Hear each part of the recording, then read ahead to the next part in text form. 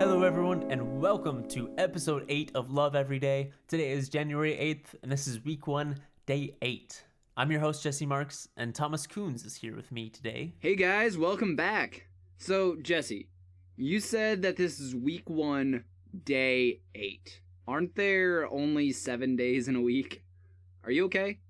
Do you need a nap? Why yes, Thomas. And this part totally is not scripted or anything. It is day Not 8 at of week 1 all. because January started on a Friday. There will be 9 days in this first week, and the rest of the year will have 7. Except for maybe December, which the last week only has 6 days. But I'm glad you asked if I need a nap, because today's prompt is, rest and relaxation are key to living a fulfilled life. So that means we're gonna go take a nap now, Yeah. right? Just leave the mics recording and we're Yep. just gonna curl up. Alright, sounds good to me. So what are some examples of kind of resting, like in this sense? Well, there's the physical, like literally taking a nap, like you just said. There's also just, in general, taking care of yourself and not working too hard. just kind of letting yourself breathe a little bit. Yeah, I mean that doesn't mean you can't work hard, but yeah, you can't work hard 100% of the time. You can't be at 100% of the power 100% of the time. Right, because that power slowly gets drained down. Or it gets drained down fast, depending on what you're doing. Yeah, exactly. But there are other ways of having R&R, rest and relaxation. There's just taking some time to yourself. Sometimes we're just also busy with people and with life that we forget that we need a moment to ourselves. Especially you extroverts out there. I know I'm giving. I'm guilty of that. 100% guilty of that. I'm not quite an extrovert, but I like to be around people just because I hate being alone. Yeah, I mean, humans were built to be social creatures, but I mean, we can't be social 100% of the time. We need to take some time to ourselves and to People are draining. They are, and I'm an introvert, and I'm not only an introvert. Well, actually, scratch that. There's a scale for it. I'm like in the middle, basically, where I love being around people, but I don't like being around a lot of people. Like if I'm with a group of like 3 or 4 people, it's like solid. It's a good time. But if I'm with more than that, it's I remember we used to have bonfires. yeah. Bonfires are so nice. Hey, that's an example of a way you could rest and relax. Yeah, just light a fire, roast some s'mores, make some s'mores, roast some marshmallows, just chill, talk. To continue with what I was saying, sometimes you need to take a moment to yourself, especially you extroverts, because when you're very extroverted, and I can't speak for everyone, but a lot of times you don't like to be alone by yourself. I know I don't. Yeah, and so sometimes it can be scary, having your thoughts to yourself, because everyone has that inner monster, inner demon, and when you are by yourself, that kind of comes out a little bit. Yeah. Yeah, definitely. That's definitely true with me too. And being able to fight that inner demon is definitely something that you need to work on, that we all need to work on, that I need to work on, because it can be draining sometimes. Mm-hmm. Absolutely. But let's see some more examples of ways to relax, ways to rest. Journal. You can journal. You can read a book. I like to go longboarding. Like I don't know if you count that as rest, but it's very relaxing. Yeah, actually, so you actually got me into that this summer. I did. You just show up at my apartment and be like, "Yo, let's go." I don't own a longboard yet. I don't own a longboard yet, but I do own a skateboard, and I'll just not right now, obviously, because there's like snow on the ground. It's snowing here. But I hate this time of year.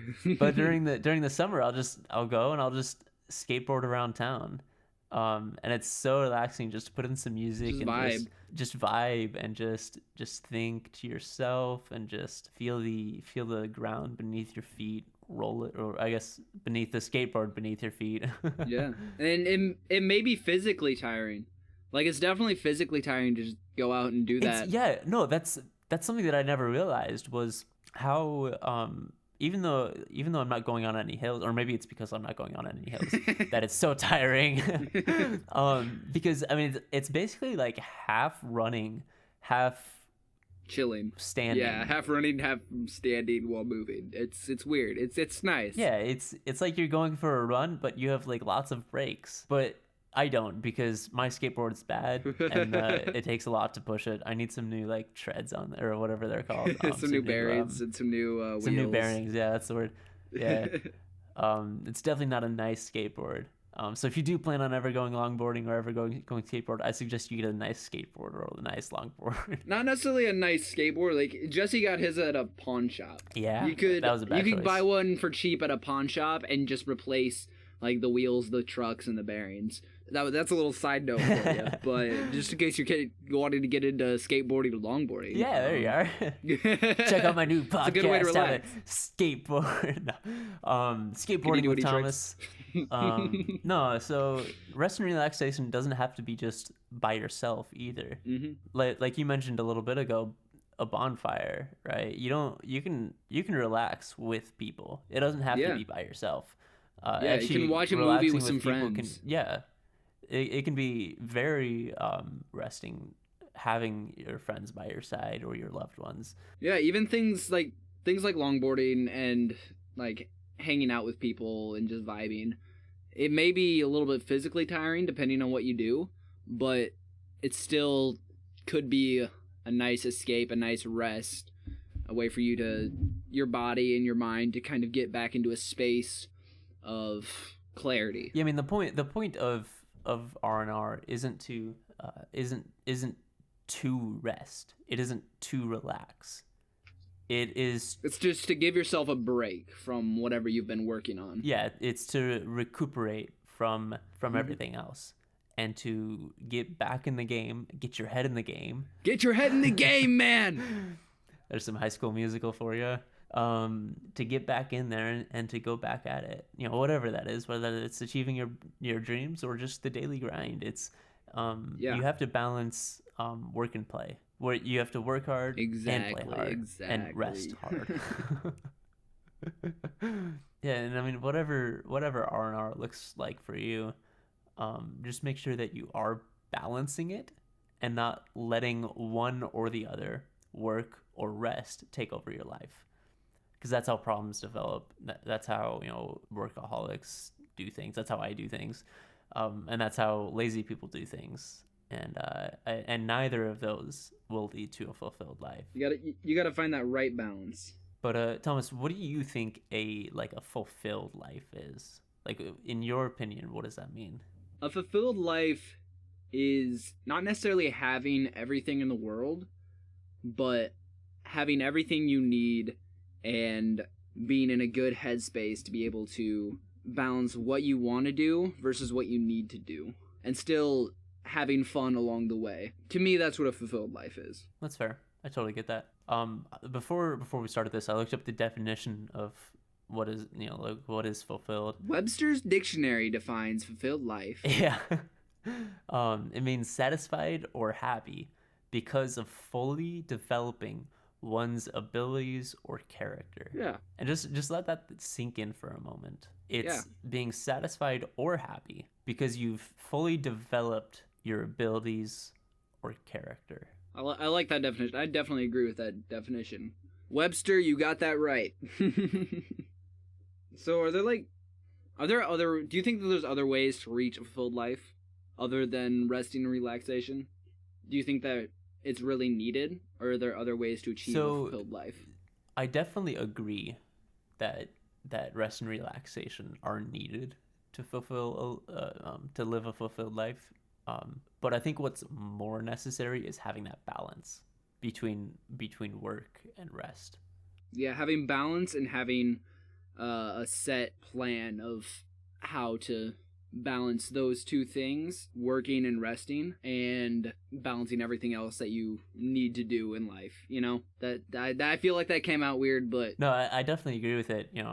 I think I personally need a lot more rest and relaxation. I know. So for the last couple of days, I mentioned the movie that I worked on with my friends last year. You did not have a good balance. I did not have a good balance during the making of it. But once it came out, I had noticed that, and I was like, okay, I need to take a break from things, and I need to really focus on myself. Right. Because I knew that I wasn't in a good place. So I made a promise to myself that I was only going to focus on like 3 things: school, work, and myself. I wasn't, I was still going to hang out with friends and all that, but I wasn't going to do any extracurricular projects with friends. I wasn't going to do music or any film projects or anything. And then I asked you to make a music video for me. And then you asked me to make a music video for you, which at that time, COVID had hit and school was out and work was slow. So I was extremely bored. So I was like, let's do it. Let's do but it. I mean, I had that balance at that point. Yeah. I was pretty balanced. If anything, I was a little underbalanced in the work area. I was having a lot of rest and not enough work. Yeah, I feel like you and me are the type of people who don't know what to do when we have a day off or multiple days off in a row. We just don't know what to do with ourselves. Yes, absolutely. I always have to stay busy because, I mean, when you really dig down deep, it comes back to that inner demon. I like to stay busy so that I don't have to face him. And, that's something that's extremely deep and extremely emotional. But, yeah, I mean, that's when it comes down to it. I am a workaholic because I don't want to face my inner demons, my problems and my issues. And that's something I need to work on. And that's something that I think a lot of people need to work on. Yeah, I know I need to work on that a lot. So yeah, there's definitely a whole bunch of different ways you can relax and rest. And there's probably a bunch of different things you can do to lead a fulfilled life. But, in my opinion, and I guess in Thomas's opinion too, rest and relaxation really are key. And more so, it's that balance between work and play. You got to work hard, you got to play hard, but you also have to know when to rest and when to take a step back from everything going on in your life, and just be like, all right, I need some me time. I need to give my brain some time to recharge and just focus on myself. For sure. What I need to work on as a person. For sure. So I hope that we've kind of given you something to think about today. Maybe you've been working really hard lately and you just need to take a break. Take that break today. Take it right now after this podcast, after you listen to this. Yeah, thank you guys for listening. Thank you for joining us today. Make sure to follow us on Twitter, Facebook, Instagram. Like us on Facebook. Like us on Spotify. Like us on YouTube. Follow us on YouTube. Subscribe us on YouTube. Pretty much anywhere you can find podcasts. Hit that notification bell. Go to our website, loveeverydaythepodcast.com. Send us a voice message. Give us comments, feedback. We love hearing from you guys. Yeah. And if this is your first time listening to one of our podcasts, go back and listen to a few others and see if maybe those will help with anything that you've got going on in your life. And definitely let us know if any of this helped, if you have anything to add, any words of encouragement, anything we could do better on our part, or just maybe something you thought about that we didn't talk about, but you thought we should have. Catch us tomorrow, same time, 7 a.m. every day. I'm Jesse. I'm Thomas. And remember, always live with love and love your life every day. Love, love, love. Catch you guys later. Peace out.